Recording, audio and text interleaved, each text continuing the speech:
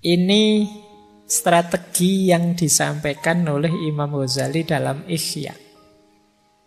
Untuk melakukan tazkiyatun nafas, jalannya 3. Yang pertama ilmu dan keyakinan, yang kedua riyadoh, dan yang ketiga mujahadah. Masing-masing ulama nanti punya tips, punya jalan sendiri-sendiri. Kalau ini saya ambil dari Ihya. Yang pertama apa? Ilmu. Tentu saja harus tahu ilmunya. Makanya malam hari ini itu kita konteksnya konteks ilmunya masihan. Kita belajar bagaimana tazkiyatun nafas yang pas, yang cocok, yang benar, yang sesuai. Jangan sampai kita ingin bersih-bersih malah mengotori. Mungkin karena sapunya tidak cocok. Nah, di sini perlunya ilmu. Kalau sudah dapat ilmunya, mantaplah, yakinlah. Kalau masih ragu-ragu, kalau masih belum yakin, ya agak berat. Apa-apa itu kalau setengah-setengah, yakinnya kan tidak maksimal. Jadi kalau sudah dapat ilmunya, yakinlah. Baru kemudian riyadoh. Riyadoh itu makna letternya sebenarnya latihan. Nah, Imam Ghazali mengutip gagasannya, ada banyak yang dikutip. Saya ambil 2, Yahya bin Mu'az Ar-Razi dan Sufi besar Sahal Al-Tustari.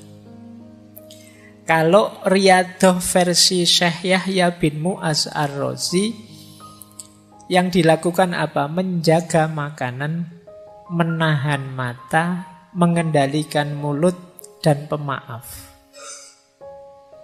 Jadi menjaga makanan berarti puasa lebih simpel, atau makan jangan berlebihan.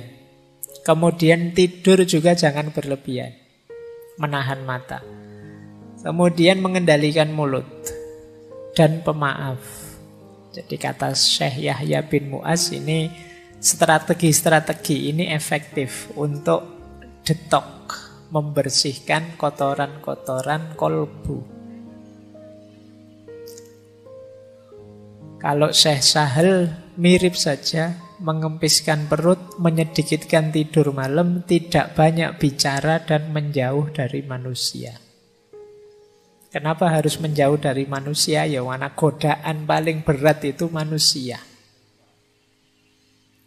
Godaan dari makanan saja mungkin tidak terlalu menggoda, tapi begitu ada manusianya yang bareng makanan, itu bisa sangat menggoda. Kamu puasa, ada es teh di depanmu sak gelas, itu biasa. Tapi begitu ada orang minum es teh di depanmu, itu kan rasanya beda. Jadi ya agak jauh lah. Manusia itu memang makhluk penggoda yang luar biasa. Jadi kata para sufi, agak menjauh sebentar. Ya mungkin semacam uzlah, atau yang agak berat namanya kholwat. Dalam rangka apa? Bersih-bersih dulu. Nanti kalau sudah bersih, terjun sudah tidak mudah terpengaruh lagi. Ini namanya riyadoh. Riyadoh itu latihan. Ya memang kalau latihan itu berat. Tapi kalau tidak dilatih, kita tidak tangguh. Maka ya memang harus siap ada pengorbanan-pengorbanan. Mengorbankan waktu, tenaga, mengorbankan biaya mungkin, dan lain sebagainya. Tapi harus mau latihan.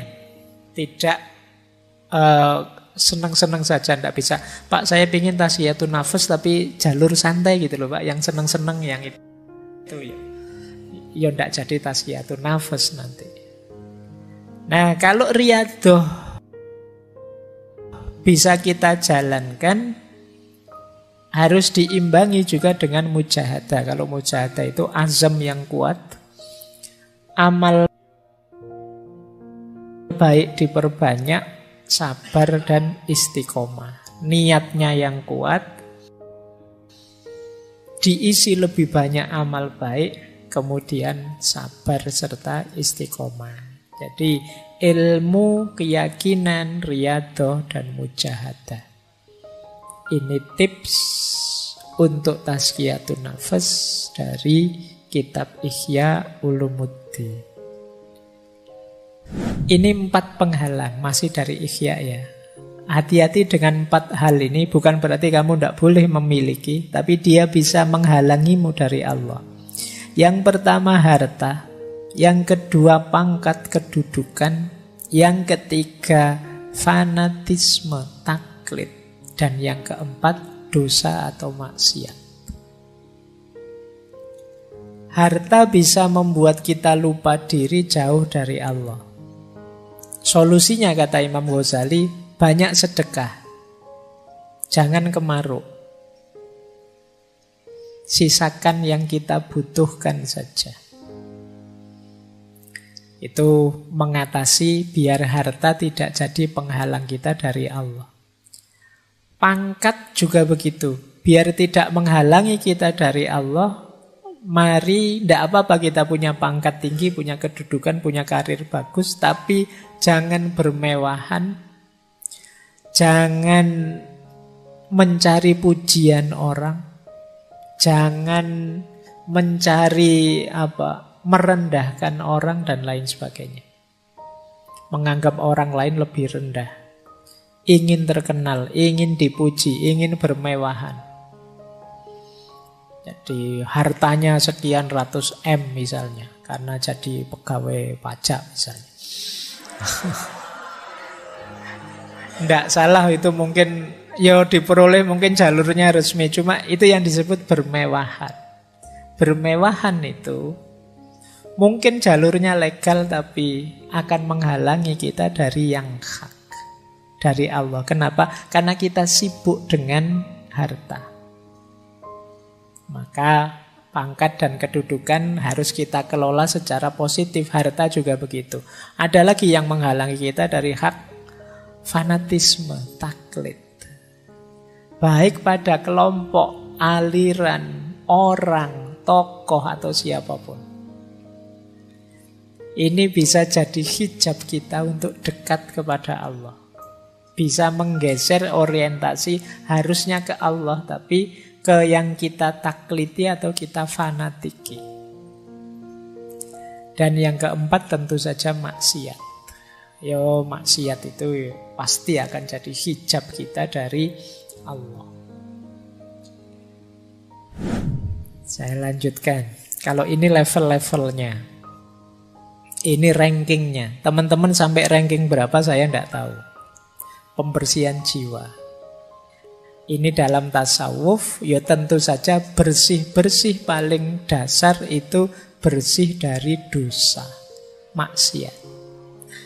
Ini kelas 1. Kelas 1 maksudnya kelas paling awal ya, bukan kelas 1 itu kelas VIP. Jadi kelas paling dasar. Kalau kita masih belum bisa bertarung melawan dosa dan maksiat, naik ke level atasnya masih berat. Jangan dibantah biasanya terus, Pak, manusia itu kan wajar, makhlul khotok wan nisyan, Pak. Ngayalmu kan sering begitu. Iya, tapi maksudnya sirna segala dosa itu di batin kita tidak ada niat, tidak ada keinginan secara sengaja melakukan dosa. Tidak nabrak norma secara sadar. Itu level awal. Tahu salah dihindari, tahu dosa tidak ditabrak. Bahwa kadang-kadang ada khilaf, lupa, tergelincir secara tidak sadar.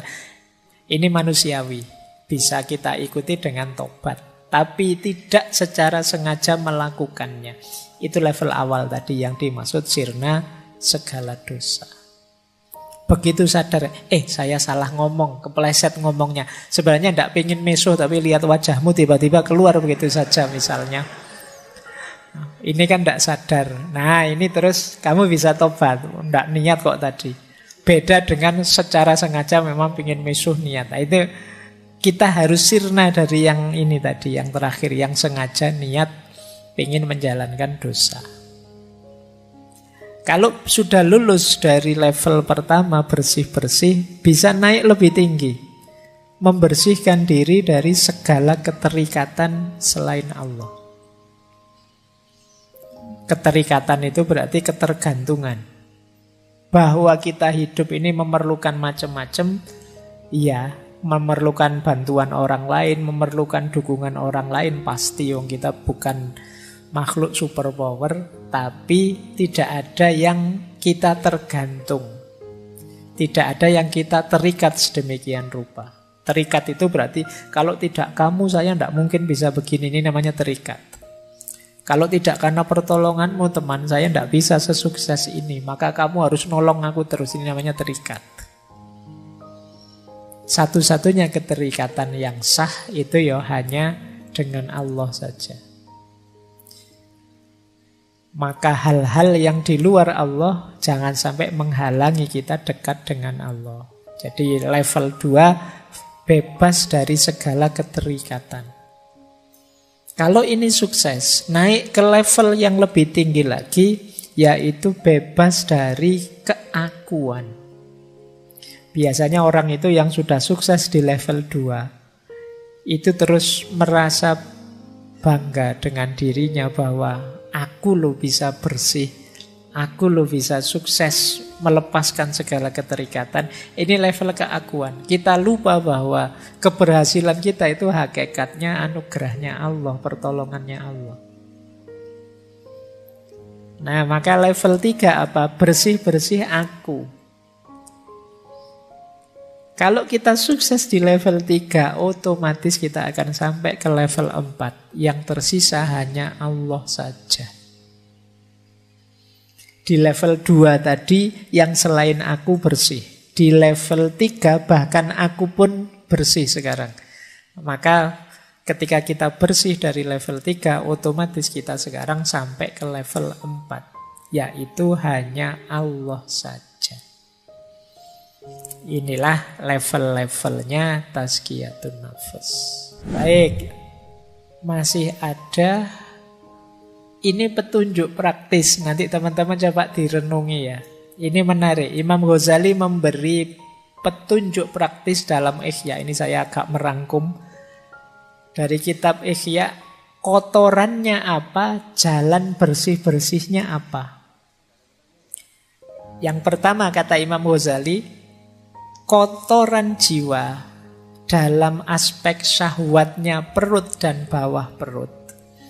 Jalan tazkiyatun nafasnya 2. Yang pertama puasa. Yang kedua menikah. Nah, jadi kok ujian kalian selalu saja urusannya perut dan bawah perut? Ya, satu di antara 2. Kalau bisa menikah, menikahlah. Kalau enggak, puasalah. Syukur-syukur bisa dua-duanya, ya puasa ya menikah. Jadi jalan bersih-bersihnya itu. Kalau sudah menikah, itu kan syahwat kemaluan terkendali. Ada jalurnya untuk dilampiaskan secara halal. Syahwat perut bisa dikendalikan lewat puasa. Jadi maka bersih-bersih syahwat perut dan kemaluan bisa lewat puasa, bisa lewat menikah. Kalau kotoran yang muncul dari lisan, dari mulut, ada 4 jalannya. Yang pertama tafakkur, yang kedua zikrullah, yang ketiga muhasabah, muraqabah, mujahadah, agak berat. Yang keempat ingat mati. Padahal ini cuma mulut saja, berarti betapa bahayanya mulut itu. Jalan bersih-bersihnya banyak. Tafakkur itu kita sibukkan pikiran kita dengan Allah dan kekuasaan dan keindahannya. Itu tafakkur. Ketika kita sibuk dengan Allah, mulut kita ya tidak akan ngomong yang aneh-aneh lagi. Atau sudahlah daripada ngomong yang aneh-aneh, mulut kita secara sengaja kita buat pikir saja, aman sudah. Atau muhasabah, muraqabah, mujahadah. Ini sederhananya adalah kita sadar Allah selalu mengawasi. Ini membuat kita terjaga. Mau maki-maki, diawasi Allah, malu saya. Mau ngomong jelek, malu saya. Ini muraqabah. Bisa untuk obatnya penyakit lisan. Dan yang keempat, ingat mati. Jadi kita sadar bahwa akhir hidup kita pasti maut, mati. Dan kita tidak tahu kapan hadirnya itu. Maka akan lebih mengontrol diri kita. Terus yang ketiga, kalau ada penyakit marah, dengki, iri hati, jalan tazkiyatun nafasnya yang pertama dengan sabar dan syukur, memaafkan dan kasih sayang. Yang ketiga membaca Al-Quran. Sabar dan syukur berarti ini nanti bisa mengatasi dengki dan iri kita pada orang lain. Jadi kita itu kan marah pada orang sampai kemudian kita dengki dan iri padanya karena kita tidak sabar terhadap dia. Kalau kita bisa menghidupkan kesabaran dan kita bisa bersyukur dengan apa yang kita miliki, kita tidak akan iri. Apalagi kita bisa memaafkan dan berkasih sayang dengan orang lain, kita tidak akan marah, dengki, dan iri. Kalau masih sulit, ayo sibuk mengaji saja, baca Al-Quran. Biar pikiran kita tidak kotor isinya kemarahan, kedengkian, iri hati. Daripada posting aneh-aneh yang tidak jelas, wis ngaji saja. Daripada buka Twitter, buka Instagram yang bikin telinga panas, mata panas, jempol panas, ayo ngaji lah. Kata Imam Ghazali, baca Al-Quran saja. Yang keempat, cinta dunia. Cinta dunia bisa kita bersihkan dengan ingat mati, taubat, dan zuhud. Semakin kita ingat mati, semakin kita tidak cinta dunia. Semakin kita bertobat, semakin kita tidak cinta dunia. Semakin mental kita terbentuk zuhud, kita tidak akan cinta dunia. Nyambung dengan cinta dunia, cinta harta dan kikir. Tipsnya 2, zakat, infak, sedekah. Yang kedua zuhud. Ini masuk akal karena kalau kita terlalu cinta harta biasanya berat untuk zakat, infak, apalagi sedekah. Maka dengan membiasakan diri berinfak, bersedekah, dan berzakat, insya Allah cinta kita pada harta bisa terkikis. Apalagi kalau kita bisa membangun jiwa yang zuhud, yang tidak terjebak oleh cinta duniawi. Yang keenam, cinta kedudukan dan riya. Riya itu ingin pamer. Biasanya orang itu kalau sukses, kalau berhasil itu muncul keinginannya riya. Jangankan kesuksesan besar, kadang sukses kecil saja kamu ingin pamer. Kamu misalnya, wah fotoku kok bagus ya, ini angle-nya pas itu. Wah, terus kamu cepet-cepet pengen posting, pengen pamer. Padahal itu kebetulan, itu pun ya filter saja. Pengen pamer. Pokoknya opo-opo kamu pengen tampil, pengen pamer. Kamu eman-eman kalau ada momen hidupmu yang menurutmu bagus dan orang lain tidak tahu. Ini harus tahu semua ini. Nah, kamu dapat nilai A misalnya, kamu foto itu di anumu, terus kamu besarkan, kamu alhamdulillah ternyata usaha tidak mengkhianati hasil misalnya. Nah itu kamu hari ini itu wes kelakuanmu begitu. Kata Imam Ghazali, mental pamer ini bisa dididik dengan uzlah. Uzlah itu menjauh sebentar. Kenapa kamu ingin pamer? Ya karena kamu banyak teman terlibat terus dengan mereka, sehingga ada kecenderungan ingin lebih tinggi, sehingga terus kamu pamer ke mereka. Kalau kamu agak uzlah, menarik diri, kamu tidak ingin pamer. Mau pamer ke siapa wong yo? Kamu sedang menarik diri, tidak bercampur dengan mereka. Jadi melatih jiwa untuk tidak pamer itu antara lain uzlah. Sementara obatnya takabur dan ujub. Takabur itu sombong, ujub itu merasa besar. Takabur itu merasa lebih tinggi dari yang lain, ujub itu merasa diri luar biasa. Lupa bahwa semuanya anugerahnya Allah. Itu obatnya 3. Tauhid, tafakkur, dan sholat. Pak, saya sudah rajin sholat loh Pak, tapi rasanya kok masih sombong Pak. Sholatmu kurang beres. Karena sholat itu harusnya tanha anil fahsya wal mungkar. Baik, ini nanti coba ya teman-teman praktekkan. Kalau ini lebih praktis dari Imam Ghazali. Coba kita punya penyakit jiwa apa, kotoran jiwa apa, kemudian kita coba membersihkannya dengan tips-tips dari Imam Ghazali tadi.